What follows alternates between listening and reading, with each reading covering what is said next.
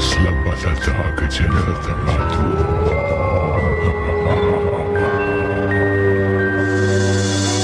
Kita akan bacakan kisah-kisah seram versi orang sabar.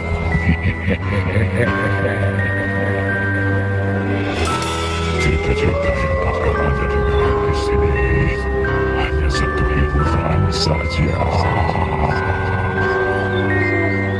Sekiranya Anda rasa takut, bawa kawan-kawan Anda.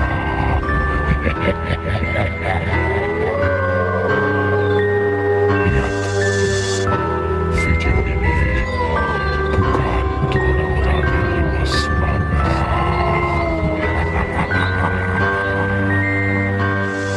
Saya ulang sekali lagi, video ini bukan untuk orang yang lemah semangat.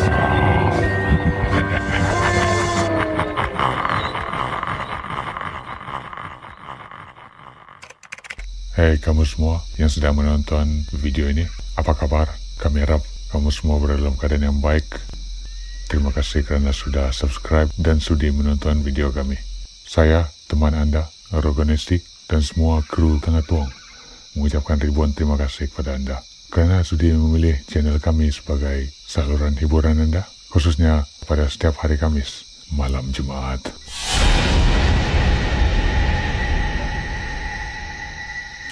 Sekiranya Anda belum subscribe, bolehlah subscribe dan tekan butang lonceng untuk mendapat semua notifikasi setiap kali kami upload konten. Oke?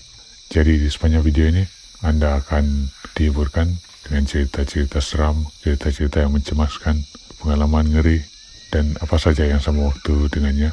Jadi sekiranya Anda mempunyai pengalaman seram, mungkin terlibat dalam kemalangan, mungkin hampir diserang oleh sekumpulan penyamun, atau diragut, dirompak, dan apa-apa saja pengalaman seram Anda, bolehlah Anda hantarkan email Anda ke alamat email tangatuong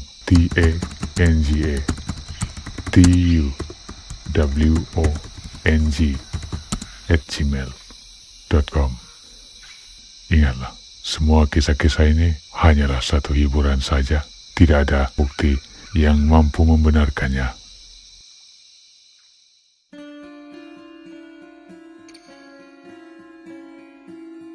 Sejak dahulu lagi, manusia sememangnya percaya terhadap kewujudan makhluk halus di dunia ini. Kepercayaan ini diungkapkan atau diwarisi secara turun-temurun oleh manusia dalam berbagai-bagai cara, sama ada secara langsung maupun tidak langsung. Secara sadar ataupun tidak, daripada aspek kehidupan beragama, sosial, pendidikan, dan perubatan, semua bidang ini telah dipengaruhi oleh kepercayaan mengenai kewujudan makhluk halus. Misalnya, dalam aspek kehidupan beragama, orang Islam percaya akan kewujudan makhluk halus seperti jin, syaitan, dan iblis yang turut mendiami dunia ini. Sementara itu, masyarakat Kristen Katolik percaya tentang segala sesuatu yang kelihatan dan tidak kelihatan di muka bumi ini. Hal-hal seperti inilah yang kemudiannya menginspirasikan manusia untuk membuat cerita-cerita seram dan film-film seram bagi tujuan hiburan dan sosial manusia. Selain daripada itu, orang-orang tua zaman dahulu menggunakan makhluk halus ini untuk mendidik anak-anak mereka supaya tidak bermain di luar rumah sehingga terlalu lewat malam. Maka timbullah nama-nama hantu seperti Kulindahau dan Naro Susu yang dikatakan suka mengganggu kanak-kanak jika mereka tidak berhenti bermain di luar setelah matahari terbenam. Sebelum pengetahuan sains menjangkaui kehidupan manusia, mereka percaya bahwa makhluk halus boleh mengobati penyakit. Orang ramai akan mencari yang kononnya orang-orang pandai untuk mengobati penyakit mereka. Justru pekerjaan seperti bomo, dukun, tukang tilik nasib, dan pawang dilakukan oleh orang-orang tertentu yang taksub dengan ilmu-ilmu gaib yang dituntut daripada makhluk halus. Meskipun pengetahuan sains sudah tersebar luas dalam kehidupan manusia zaman ini, namun kepercayaan tentang makhluk halus ini masih tidak dapat dihilangkan daripada kehidupan manusia. Oleh itu, gangguan makhluk halus masih boleh berlaku dalam kehidupan manusia, sungguh pun sukar untuk dibuktikan di dunia modern ini. Kita seringkali terdengar tentang sihir, santau, dan sebagainya yang mungkin tidak masuk akal bagi kita. Malah kita mungkin akan menjadi sedikit paranoid setelah mendengar cerita-cerita ini. Hakikatnya, kejadian yang berkaitan dengan makhluk halus ini sememangnya sukar untuk dibuktikan, karena setiap orang yang mengalaminya berhadapan dengan simptom yang berbeza-beza. Persoalannya sekarang, bagaimana jika aktiviti paranormal yang kita dengar itu berlaku dalam kehidupan kita sendiri? Terdapat beberapa perkara yang perlu Anda ketahui untuk mengenali tanda-tanda kewujudan makhluk halus di dalam rumah Anda. Minggu ini kami di Tengah Tuang akan menyenaraikan 12 tanda-tanda kewujudan makhluk ini di dalam rumah Anda. Sekali lagi, suka untuk saya ingatkan bahwa semua yang Anda dengar dan yang Anda lihat di sini hanya sekadar satu hiburan saja. Tidak ada bukti yang mampu membenarkannya. Yang pertama, ada kesan lebam-lebam pada anggota tubuh badan setelah bangun dari tidur. Misalnya, jika Anda rasa seperti ibu jari Anda bengkak, dipercayai bahwa mungkin ada makhluk halus yang sudah menghisap darah Anda.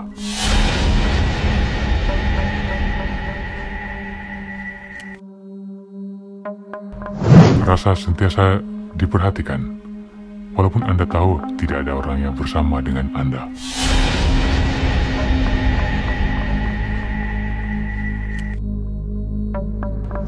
Seterusnya, Anda mungkin sering terdengar bunyi-bunyi pelik.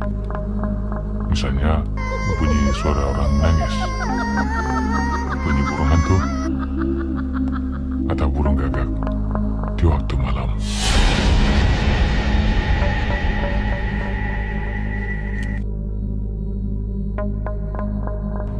Anda mungkin terhidup bau busuk atau bau wangi secara tiba-tiba.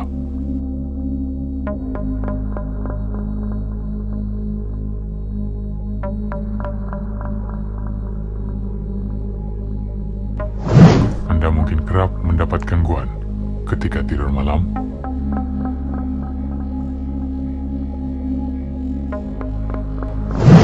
Yang ini biasa berlaku pada orang, yaitu Anda mungkin mimpi sesuatu yang buruk berlaku.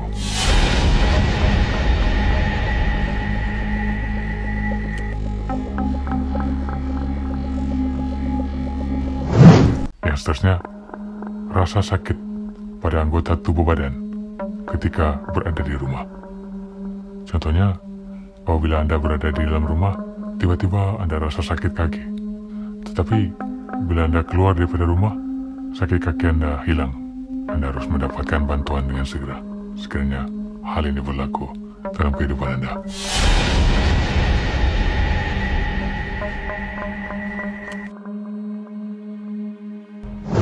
Yang ke-8, rasa seram sejuk atau panas ketika berada di rumah.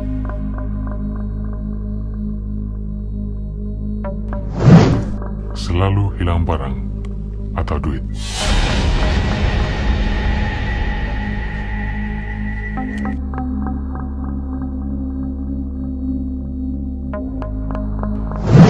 Bayi sentiasa meragam apabila berada di rumah. Kalau sepupu atau saudara Anda membawa bayi masuk ke dalam rumah Anda, dan tiba-tiba bayi itu menangis tidak mau berhenti, mungkin ada sesuatu yang dia nampak.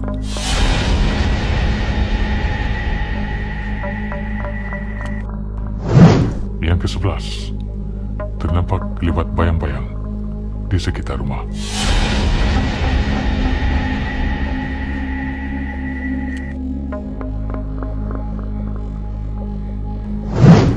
Dan yang terakhir, barang-barang Anda sering berpindah-pindah tempat. Contohnya, tadi Anda ingat Anda menyimpan telepon bimbit Anda di sebelah Anda. Sekali beberapa menit kemudian, tiba-tiba telepon bimbit Anda telah berada di atas televisyen. Mungkin ada sesuatu di dalam rumah Anda.